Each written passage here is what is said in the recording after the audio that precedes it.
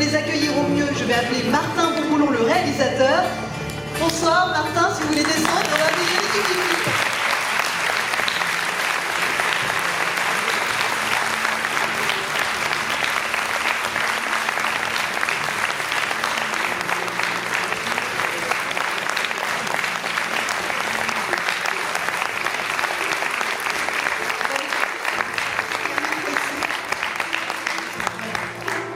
Bonsoir à tous. Bonsoir Martin, et donc vous pouvez accueillir le reste de l'équipe. Oui, il y a beaucoup, donc plus de 400 Merci personnes. d'être là, ça nous touche le cœur. Je vais vous demander d'accueillir François Civil,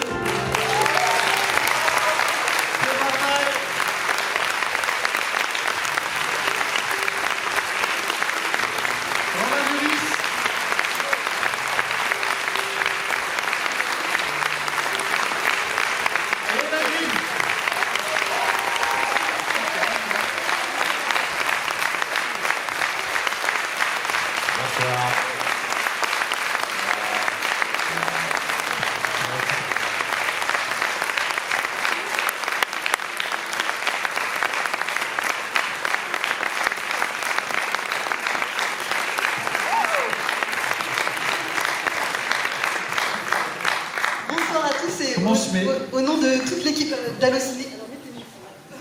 Au nom de toute l'équipe d'Allociné, merci d'être ici ce soir. Et donc voilà, ils sont à vous. Vous avez 30 minutes pour leur poser des questions. C'est maintenant. Alors voilà, je veux voir une forêt de mains se lever. Voilà, évidemment. Alors, deux micros se promènent dans la salle. Sarah arrive. Voilà, pour la première question. Merci. C'est moi. Bonsoir. Pour cette fois, j'ai posé la question en premier parce que j'ai pas une seule phrase à dire. Bonsoir à tous. En tout cas, déjà pour commencer, ça fait plus de 2 ans que j'attends votre film et franchement, je voulais pas du tout être déçu. Je le file pas du tout. Votre film, il est terrible. Je pense qu'on peut applaudir le monsieur parce que c'est vraiment fantastique.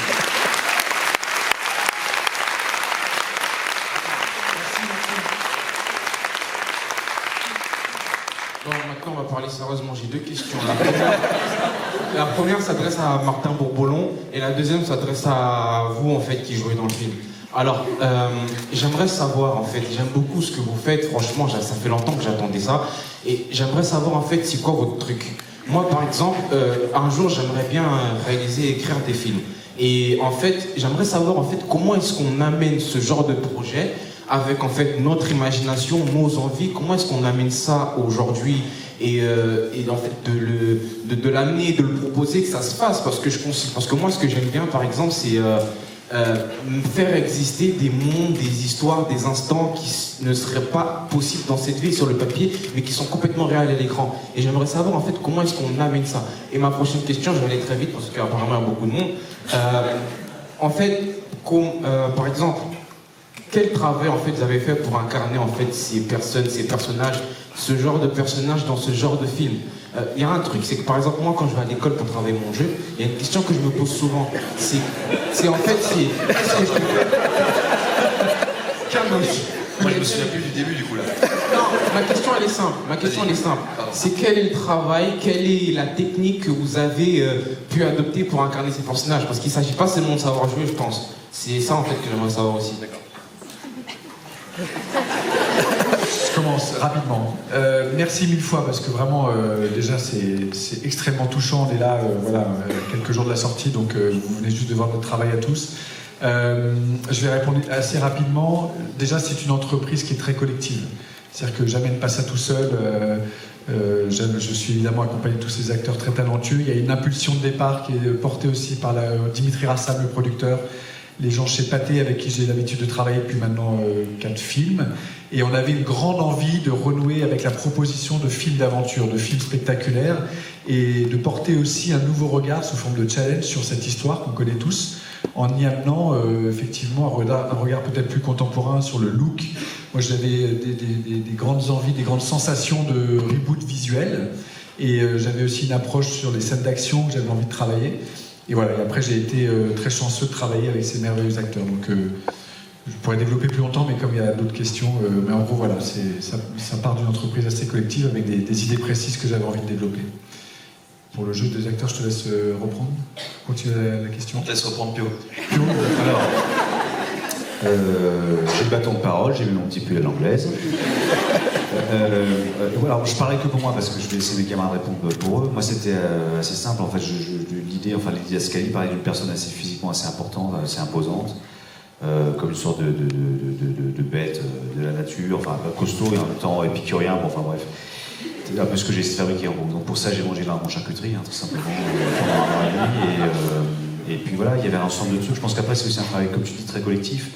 Donc aussi on existe par la présence des autres, quelque part. En tout cas, ce quatuor il est tellement connu dans la pensée collective que c'est très délicat aussi de fabriquer quelque chose de singulier et en même temps qui nous appartient. Donc je pense que j'ai essayé de fabriquer quelque chose de cette énergie-là qui pouvait apporter qui est un peu proche de ce que je peux être aussi à des moments dans l'existence, mais c'est une question de curseur. Des fois on pousse un peu plus que d'autres moments.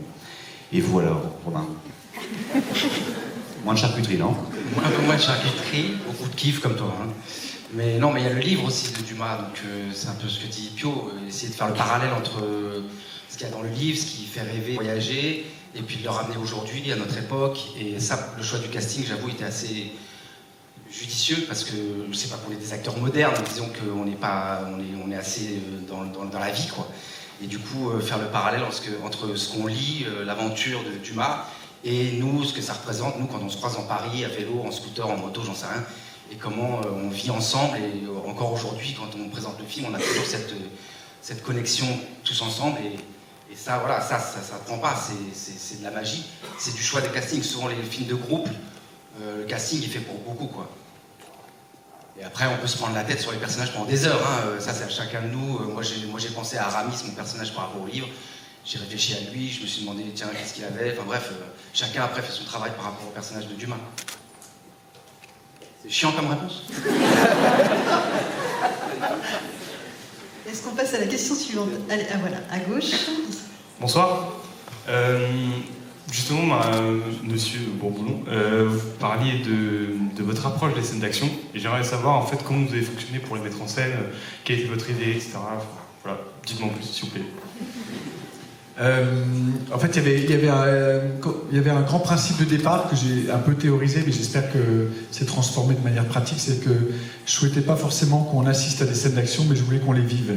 Et j'ai essayé de rendre ces scènes d'action les plus immersives possibles. Alors je me suis aussi appuyé sur des références de cinéma qu'on aime tous. C'était aussi l'envie de rester surtout au contact du personnage. C'est-à-dire que finalement, souvent ça m'intéressait plus de me dire la situation à filmer, de rester avec le personnage est plus forte et plus puissante que l'action en elle-même. Il y a cette grande scène dans la forêt effectivement où on passe d'un personnage à l'autre. Il y a des très belles scènes dans le deuxième film de Milady avec Eva et François qui font des combats, je vous le spoil un petit peu dans le feu, qui sont extraordinaires et c'est eux qui les font, c'est magique. Mais à titre d'exemple aussi pour terminer, il y a cette scène que j'aime beaucoup avec Vicky Krieps dans la chapelle quand elle a le couteau dans les mains. Il y a tout d'un coup un choix de mise en scène qui se présente. On se dit, où ma caméra, elle part à l'extérieur, elle va filmer les scènes d'action, d'épée, chorégraphie avec les garçons qui se battent très bien. Ou tout d'un coup, il y a une situation qui est beaucoup plus intéressante à mes yeux à ce moment-là, qui est de se dire, c'est la reine, et c'est la première fois de sa vie que peut-être elle a un couteau dans les mains.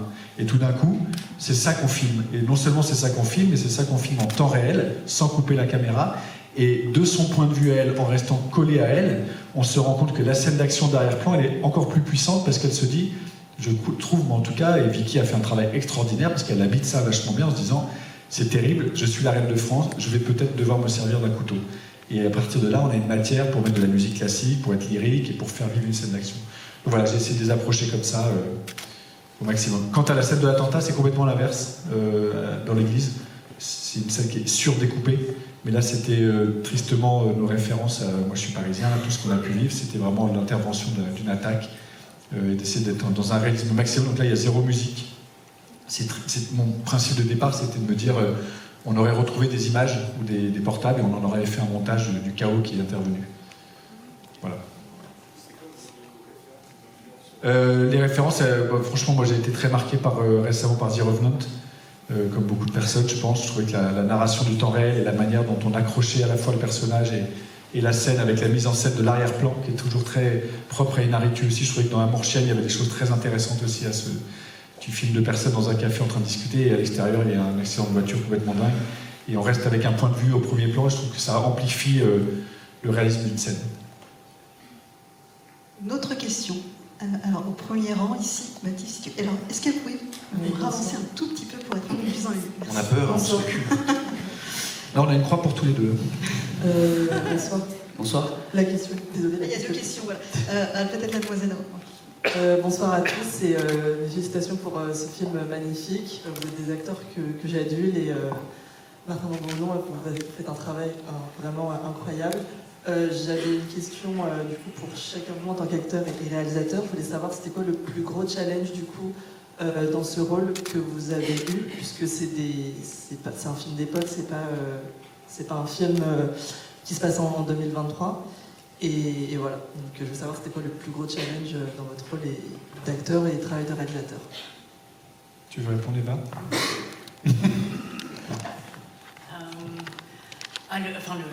Je pense que c'est peut-être une question pour Martin, mais le plus gros challenge, c'est toujours d'apporter peut-être de la modernité.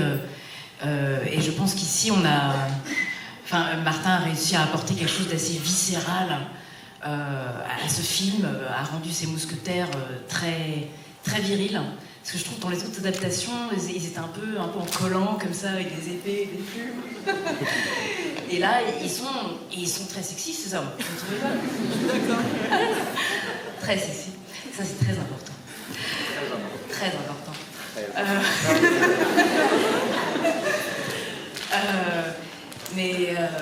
Oui, comme vous avez pu le voir, on suit les personnages, on est avec eux, il n'y a pas de distance qu'on avait peut-être avant dans les autres versions. Et je pense qu'on s'attache vraiment aux personnages et qu'il y a plus de complexité avec eux, il y a plus d'humanité. Donc c'est comme ça que nous sommes différents, je crois. Oui.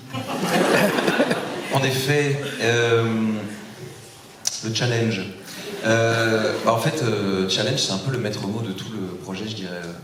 J'avoue que de faire une nouvelle adaptation de cette œuvre avec un nouveau regard, de la moderniser, de partir sur 8 mois de tournage, c'est un challenge. Moi, j'avais jamais fait ça. Reste avec un personnage aussi longtemps, je dirais. Avec 5 mois de préparation, parce que on a beau y mettre tout ce qu'on a nous, moi en l'occurrence j'essaie de mettre un peu de ma fougue, de ma naïveté parfois, mais il y a plein d'obstacles. Moi je faisais pas de cheval, je faisais pas d'escrime, donc il a fallu apprendre tout ça, donc tout ça c'est des challenges, donc tout était un challenge en fait tout le temps, mais je dirais que une fois qu'on a enfilé les 50 couches de costumes, se rendre compte qu'on a envie d'aller aux toilettes finalement à ce moment-là, ça c'était challenge.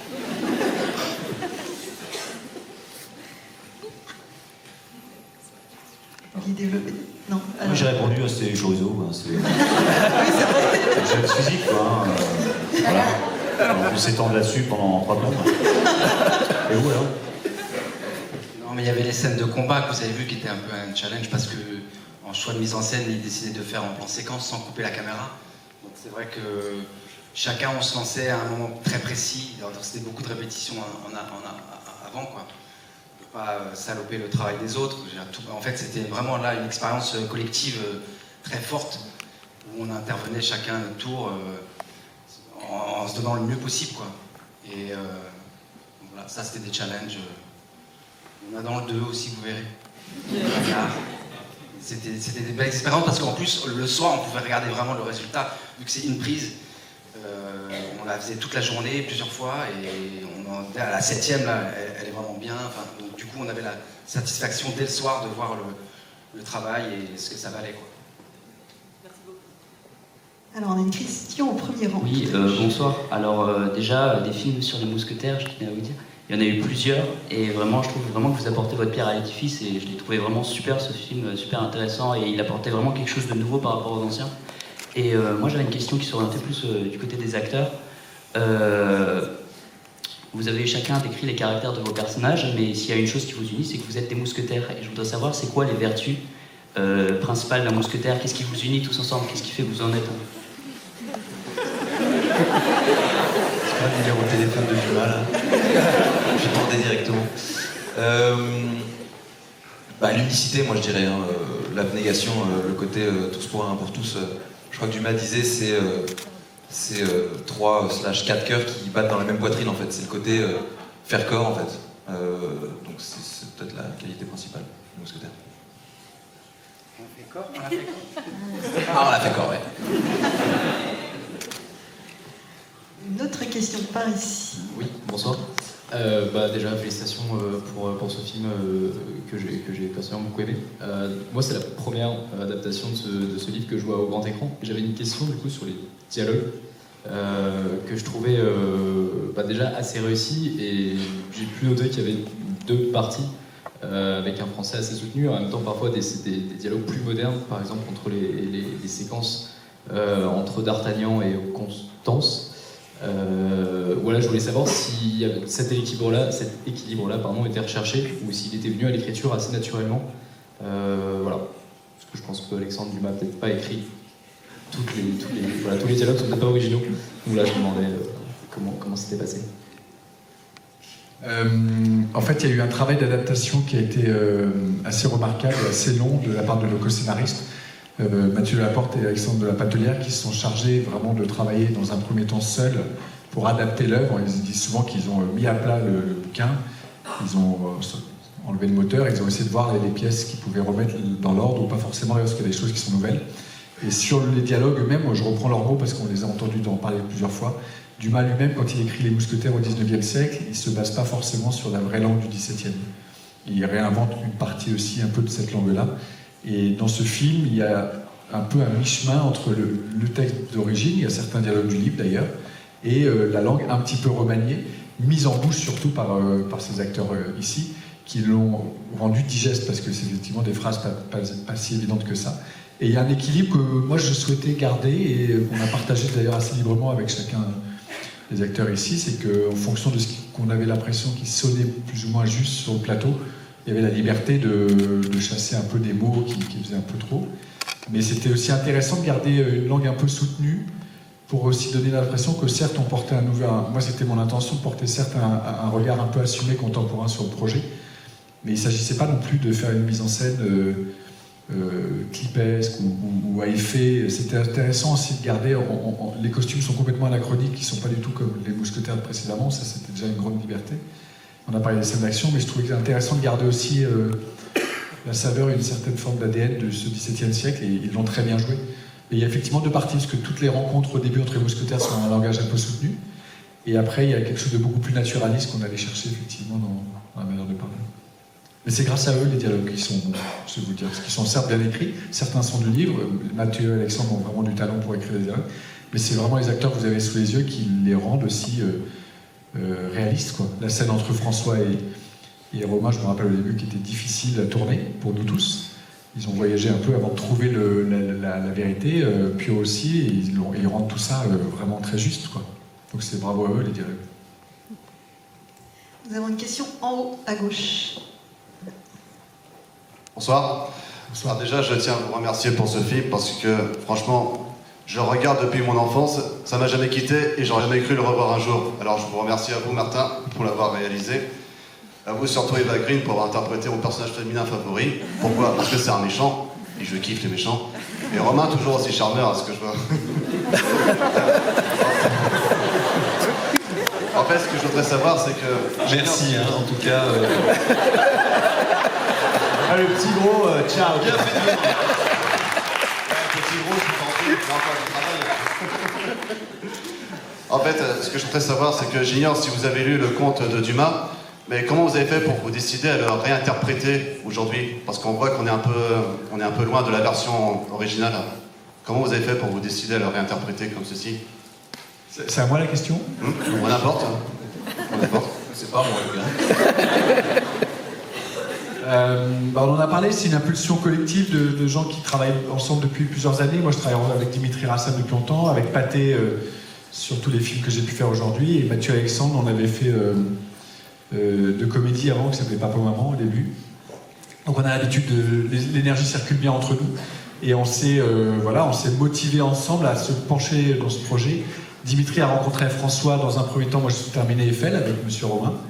Et on s'est lancé, et après, ce que je trouve très réussi dans l'adaptation qu'ils ont proposée, après moi j'ai rebondi sur leur texte, mais c'est vraiment leur point de départ, c'est leur adaptation, c'est qu'ils ont évidemment gardé les grands rendez-vous dramaturgiques de l'œuvre, mais ils y ont proposé des choses que il y avait des choses qui étaient proposées qui ne sont plus dans leur adaptation, et des choses qui sont restées. La tentative d'attentat du roi, par exemple, c'est un événement historique qui n'est pas dans le bouquin original, qui a été fusionné avec notre intrigue, et surtout, je trouve tout le point de départ, le côté un peu thriller. Moi, je souhaitais que ça soit orienté thriller, western et romanesque un peu. Donc, ils ont inventé les premières scènes avec Eva qui sont sublimes, quand D'Artagnan arrive, la lettre interceptée par Milady, toute cette intrigue-là avec Valcourt dans le lit, tout ça, c'est des choses inventées et qui se greffent bien, je trouve. Et moi, je voulais pas trop en faire sur les ferrets. Je trouvais qu'il y avait, je voulais le transformer en charme, Constance d'Artagnan et relations de Buckingham la reine, mais le traitement vraiment pur de trucs de ferret, justement, c'est un truc qu'on avait beaucoup vu, je trouve. Je voulais que ça soit noyé par autre chose aussi. Mais voilà, en gros. Nous avons une question en haut à droite. Il y en a une autre ici. Bonsoir. Bon, déjà, j'ai beaucoup aimé le film. Ça me fait plaisir de voir que vous redore un petit peu le blason du cinéma français, que ça le rend un peu plus accessible aux jeunes.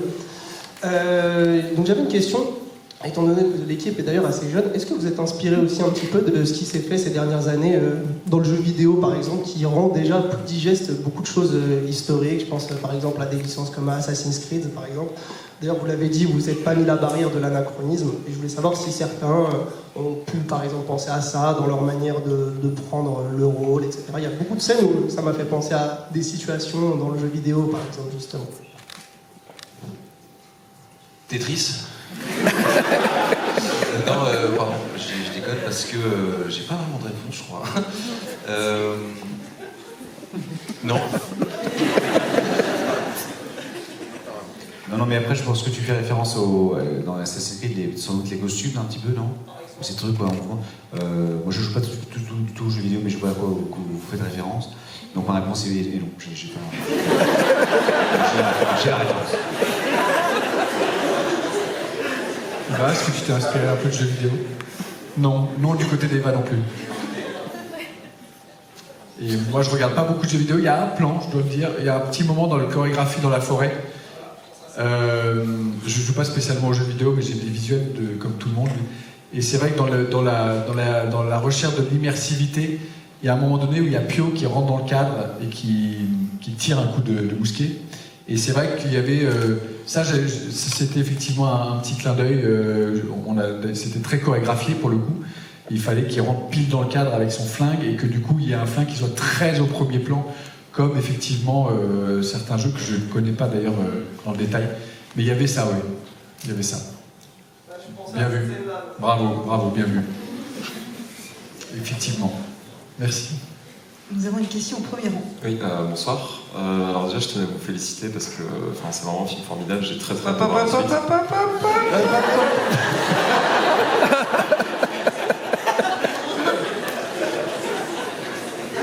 Bonsoir. Pardon, on vous a coupé le micro. Une des choses qui m'a vraiment impressionné, je dirais peut-être par-dessus tout, c'est justement ce casting-là, où je trouve vraiment qu'il n'y a absolument aucune erreur et que vous êtes tous d'une justesse assez impressionnante. Et donc du coup, je voulais savoir si ça a tout de suite été une évidence pour ces rôles-là, ou si vous avez pensé à d'autres acteurs, par exemple. C'est une question qui fâche, ça, toujours. On passe toujours par cette question. Moi, j'étais le 8e auquel ils ont pensé. Là, c'est vraiment le fond du panier, là, qu'ils ont ramené. On se souvient des acteurs qui font les films, pas de ceux qui refusent, mais... Non, écoute... je vais te dire que non. Il faut me croire. Je te jure que c'est vrai. En fait, ça s'est fait de manière un peu différente. C'est-à-dire que, évidemment, quand on aborde un film, on a tous des acteurs en tête, on sait qu'on a envie d'un casting, j'allais dire événement, mais qui soit le plus généreux possible, qui soit identifié, des acteurs d'abord qui font très bien leur travail, mais qui sont aussi aimés du public. Et les gens que vous avez là sont vraiment notre première wishlist en fait. Et on n'a pas eu à se poser de questions de et si ils refusent, et si machin. Moi je connaissais que Romain, je connaissais pas ni Eva ni tout le monde, et c'est vrai que ça s'est fait de manière assez naturelle, franchement, tout d'un coup. D'Artagnan, François était très impliqué très tôt sur le projet. Et puis voilà, ça s'est rejoint naturellement. Et puis un jour on s'est dit, mais Eva Green, mais Lydie, ça serait fou. Mais Eva, elle tourne encore en France, tu crois? Bah, je sais pas, il faut lui demander. Ah, mais elle fait fais que les films américains, Eva. Bon, on envoie un mail, et un jour, on a une réponse. Des Vagrines. Donc c'est toujours ça s'est passé comme ça, mais je parle d'eux parce qu'ils sont là, mais moi j'adorais le travail de Lina, j'étais fan du travail de Vicky Krieps, j'avais beaucoup aimé son mystère et plein d'endroits. Mais des acteurs aussi comme Marc Barbet, Louis Garrel, c'était le seul roi que j'ai vu. Je pense à Eric Ruff aussi. Eric, pour être honnête, il y avait d'autres acteurs qui ont passé des essais. Et d'ailleurs, François est venu passer un essai avec Eric. François est venu faire le casting d'Eric Ruff, c'était une situation assez amusante. Mais c'est horrible parce que, je me permets de t'interrompre, moi j'étais déjà pris sur le film, et Eric Ruff c'est le directeur de la Comédie Française. Donc c'est genre le boss de fin de jeu, quand on parlait de jeux vidéo, c'est genre le boss des acteurs. Et moi je dois lui faire passer un casting, alors que je suis déjà pris sur le truc, j'étais mal à l'aise. Et en fait, comme c'était la première fois que tu me voyais jouer d'Artagnan aussi, je m'étais mis la pression de me dire si jamais je suis nul, ils vont me virer en fait. Mais en fait, Eric était déjà pris, parce que François savait pas, c'était que c'était un casting pour lui. Ça, il le sait maintenant. Et voilà. Donc voilà, non, c'était très, très heureux comme casting. Nous avons une question au milieu, je crois. Bonsoir. Voilà. Moi j'ai beaucoup aimé ce que vous avez commencé à dire sur les costumes et je voulais un petit peu plus de détails parce que donc on a remarqué que les costumes n'étaient pas typiques de cette époque-là où ils étaient super colorés, les hommes étaient des canards farcis, plein de dentelles. Et je voudrais savoir s'il y avait quels étaient les partis pris pour moderniser et paradoxalement pourquoi pour moderniser on a sali les gens et d'Artagnan le jour où il reçoit son poste de lieutenant il est crasseux pendant absolument tout le film. Oui mais c'est bizarre le jour où on le récompense et je voulais savoir pourquoi. En fait on pense pas moderne. Attends, on a raison, mais c'est comme ça que les choses sont approchées. On se dit pas tiens je vais faire moderne parce qu'on sait pas ce que ça veut dire faire moderne en fait. C'est peut-être tout à fait moderne de refaire des versions très anciennes avec, au contraire, assumer un classicisme. Donc, c'est comme les gens qui me disent, moi, je veux que chez moi, ça soit design. Je ne sais pas trop ce que ça veut dire. Donc, c'est pas la réflexion que je m'étais posée. En revanche, par rapport à la saleté, là, c'était le petit angle, le petit point d'accroche où on s'est dit, tiens, pour croire à tout, c'est compliqué les films d'époque avec des acteurs connus. Surtout quand ils sont nombreux. Parce que, il faut que le spectateur y croit au film d'époque. Et en plus, il faut qu'il oublie les acteurs qu'il a vus la veille dans d'autres films avec...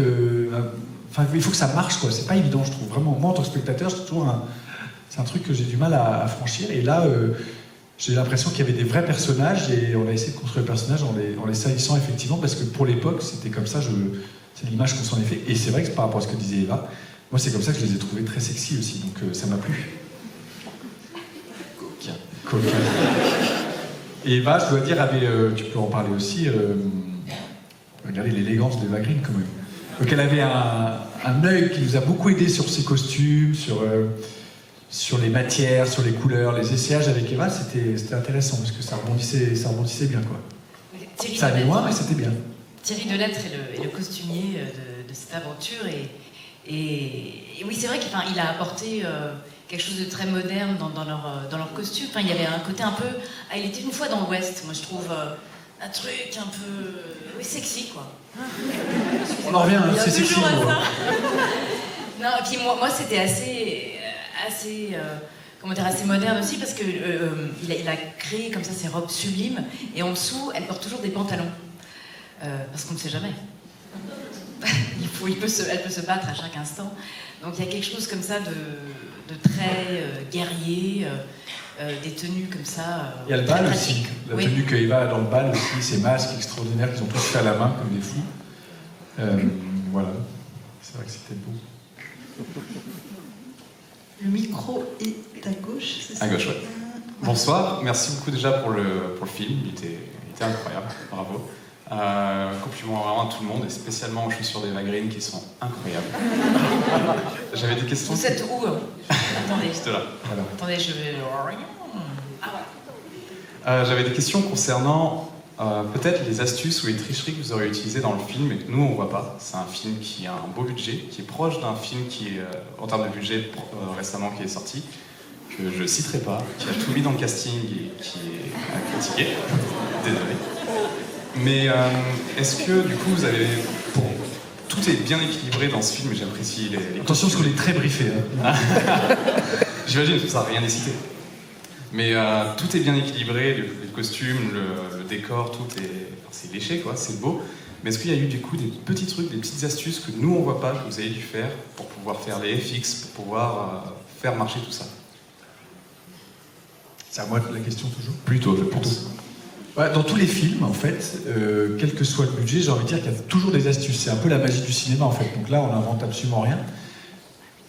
N'importe quel film a des astuces.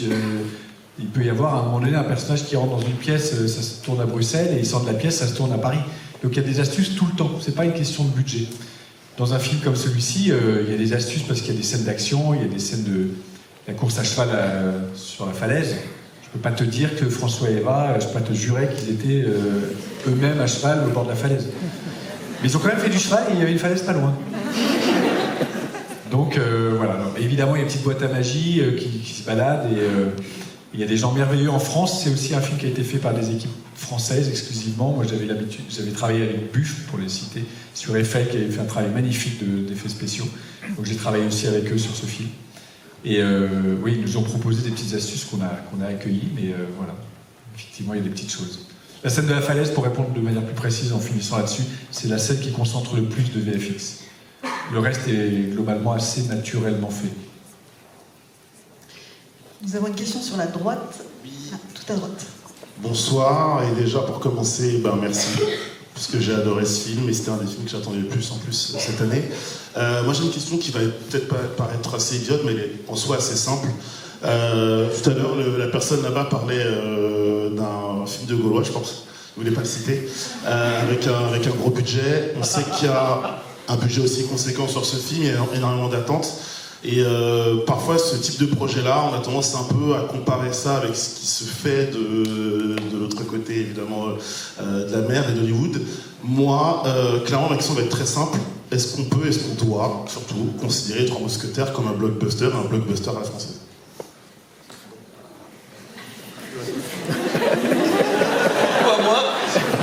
Pourquoi moi Est-ce que tu joues dans un blockbuster à la française? Blockbuster. Je sais pas. Ah oui, il faut pas avoir peur de ça. Oui, non, mais en fait, on n'a pas peur de l'ambition. En fait, déjà, l'œuvre de Dumas, elle est tellement large que on l'a fait lire au collège, plein de gens la relisent dans leur vie ensuite, en étant adultes et tout, donc on sait que ça touche plein de gens. Et je crois que oui, une des volontés du film, c'est de ramener plein de gens d'âge différents en salle. Donc en salle, déjà, le film, il est large. Est-ce que ça fait de nous un blockbuster? J'en sais rien. Mais allez voir le film. Non, écoute, c'est quoi un blockbuster vraiment en fait? Ah, il n'y avait pas de popcorn dans la salle, hein, donc c'est pas un blockbuster. Ah, t'associes ça au popcorn? Mais c'est vrai que c'est compliqué de définir un blockbuster. Qu'est-ce qu'on appelle réellement un blockbuster en réalité? Je saurais pas le définir pour être honnête. Il y a plein de gens qui ont la réponse, mais ils n'ont pas le micro. C'est quoi tu disais? Ah non, moi je disais que c'était par exemple, ouais voilà, Avatar. On peut pas, merci, on peut pas lier le fait que... Alors là, c'est pas en même budget. Hein, ouais. C'est pas vraiment, Avatar, c'est pour le coup, là, oui, on a eu un peu de nez, mais voilà. C'est pas vraiment pour le coup, c'est pas vraiment Avatar, on est d'accord.